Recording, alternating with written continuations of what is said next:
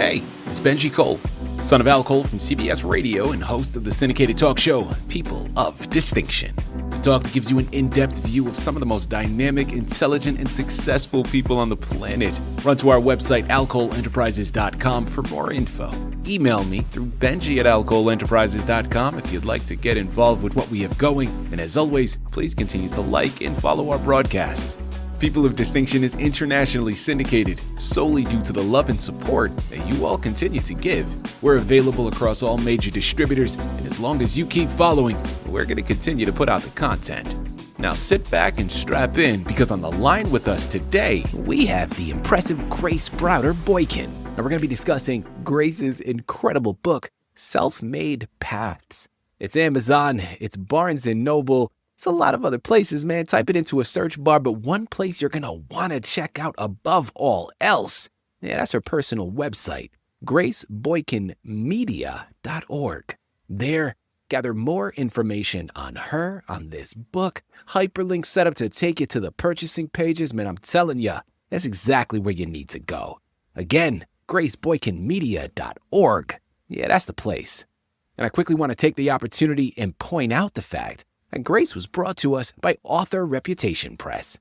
So for writers out there listening in who have gone through their process and now you're looking for some assistance to help you move the book you just developed, head on over to authorreputationpress.com and gather all of the ways that their fantastic team is more than equipped to help you do just that. And listen, people, have you ever felt like your weird morning routine is actually the secret to your success? Okay, if you do, join the club, because I'm sure we all have those quirks, right? What if that were actually true for some of the most powerful people in history? See, in her book, Self-Made Paths, Grace, man, she digs into the untold stories and the surprising idiosyncrasies of past presidents and more. And this isn't just about policies and speeches. It's about the hidden daily rituals, personal obsessions that truly shaped America. You're never going to look at leadership or even your own quirks the same again after reading the book. This is going to be a good one. Grace, welcome to the network, and thank you very much for being a guest. How you doing today? I'm doing well, thank you. Absolutely. Grace, it's a pleasure to have you here. I love what you've done by comprising this, and it's something for a history buff like myself, man, I'm looking forward to it. Let's start off first and foremost, before we jump into history, let's learn about your history. Tell us a little bit more about your background. It started in high school with essay tests, and when I learned that I could really write concisely and precisely, and that started my journey to writing books. And I have written over 8 different books. And this Self-Made Paths also is written as a screenplay by Jimmy Traynor. And so it's not only a book, it's a screenplay also. Wow. Okay, let's learn more about it. Tell us more about your book, Self-Made Paths. It starts with the different generations. The greatest generation, the silent generation, the baby boomers, Generation X, the millennials, Generation Z, and to Generation Alpha. And probably the greatest generation, 1901 to 1927, was the Great Depression. And all know about the history of the Great Depression, but some of it is untold. And in my book, you can see where money was really tight back then. Yeah. For relaxation, the first natural color movie was released, and it was A Visit to the Seaside, and it was a British film. And then it won the Best Picture at the Academy Awards in 1960. And in 1919 was the woman's suffrage. And of course, many of the presidents have, as you mentioned, many idiosyncrasies. George Washington had wooden teeth. And then you have my favorite, which is skipping way ahead to President Johnson, who actually installed telephones into bathrooms at the White House while he was president after Kennedy died.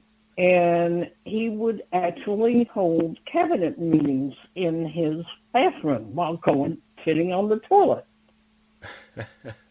which many people don't realize that. But he was able to produce a lot of legislation by doing that. And, of course, the Secret Service was very uncomfortable in watching him do. But that's probably my favorite idiosyncrasy of the president. I love it. Listen, that is one that's going to stick in people's minds, right? That's one way to conduct a meeting, Grace. Let's go now into inspiration here for a second, because, listen, this is obviously something that is very entertaining to you, something very interesting to you, but it could have stayed within your own mind. It could have stayed on your personal shelf. Tell us why you felt compelled to make sure the public knew about it. Frank W. Boykin, my grandfather, was a U.S. congressman for 28 years, and he was a hunter, fisherman. He was actually a congressman from the 1930s to the 1960s. And he would tell me stories about these presidents, especially Kennedy and Johnson. And Johnson was one that actually was able to help my grandfather, as he had a real estate deal in Virginia and Maryland, and he was deposed. They got him a real estate fraud, which I want to prove was not true, and so he was pardoned by Johnson, and he was 80 years old at the time. And he had a lodge in Alabama, McIntosh, Alabama, where everything is made for love. And that was his motto and his campaign slogan in the 1930s, in which actually presidents felt that was probably one of the most unique campaign slogans anybody has ever had. And they loved it, especially Eisenhower. As he walked through line, Eisenhower congratulated, "You're the man from Alabama. You're the one that has everything's made for love." "Yes, sir, that's me." And he just lit up. And he's very robust and was loved by many a man, and especially the state of Alabama. But his stories came to me from a barn. And my sister had found an old file cabinet in which was in a barn, and she and the caretaker called me because they knew I loved history. So I go and get these troves of letters because he was quite a letter writer. And I'm just immersed in my haven as I'm reading them, and all this untold history that I didn't know about. And so it was a treasure trove of life to me about my family and my history. And therefore, I wanted to tell the stories because so many people do not know all the history, untold history. For instance, during World War II, my grandfather was reading a magazine article with his wife in Washington, D.C. over tea, and they looked at each other and they saw where Indians on the Tombigbee River in Alabama had burned the channel, had burned it. And they thought, perhaps the English Channel can be burned. And so they go to the president, and he shows him the article as he had a letter of 500 ways to burn the English Channel from an oil man in Texas. And he shows it to him, and he says, "You got to get over to the ambassador immediately," the English ambassador. So he takes a taxi over to the embassy, and they get Churchill on the line, and they send this 500-page telegram to Churchill from the oil man in Texas of how to burn the English Channel during World War II. And it was utilized during the war, and that's how England was saved, by putting all these barrels of gas in the English Channel and burning it. In Belgium, it's very well known. People understand we've barely scratched the surface, man. There are a lot of other stories in the book that you're going to need to get your hands on. All right, we're not going to give it all away here today. But I'm curious to know, these are the stories found within the book are a mixture of a lot of people, presidents and other figures. But one thing is certain is that they're public figures, correct? So I want to now know, as we close out, in your opinion, which untold story revealed the greatest contradiction between the public persona that a lot of people know any individual figure for, and then what you were able to find that they were doing behind the scene? Talk to us a little bit more about that juxtaposition in a figure that comes to mind. Of course, there were many of them, especially during the Industrial Revolution and during Prohibition. And Black was one that comes to mind. He was unethical as could be and became a judge, United States federal judge, and he was crooked and a liar. And you have to read the story in the book to learn about it. I'm not going to give it away. Got to keep some of these secrets. And hopefully it will come out in the movie and the screenplay. Absolutely. Listen, smart woman there, Grace, for cutting it short right there. I love it. Listen, my final question for you. This is something obviously tailored for history buffs, right? People out there listening in that are interested in history, they're salivating for a book of this magnitude. But I want to know, and I'm curious, what are you hoping your readers take from the book after they've completed the last page? I hope to take all the generations, because I go into the baby boomers, in which I was a baby boomer, and I go into the Generation X and the millennial generation, and of course the Alpha generation and Generation Z.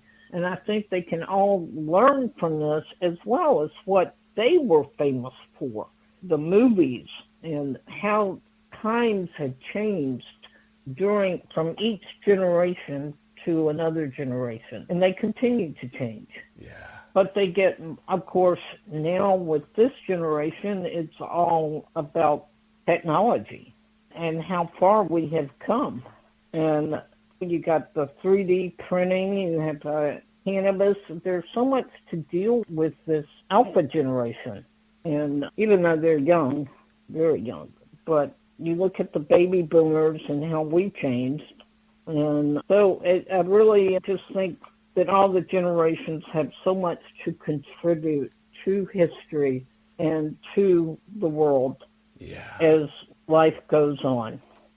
Grace, wonderfly said. And people, listen, first and foremost, you got to pick up copies of the book. All right. I said it before. It's Amazon. It's Barnes & Noble. It's graceboykinmedia.org. Head on over there and purchase your copies today. But what I love about this, aside from the specific stories, aside from the paths that you're going to be uncovering from history, it leaves me with a very important message. Like, it's a powerful reminder that the people who shaped our world were first and foremost, they were just that. They were people.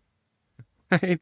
The next time you look at a history book or a presidential portrait, I challenge each and every one of you to ask, what's the story behind the story? What self-made path are we not seeing?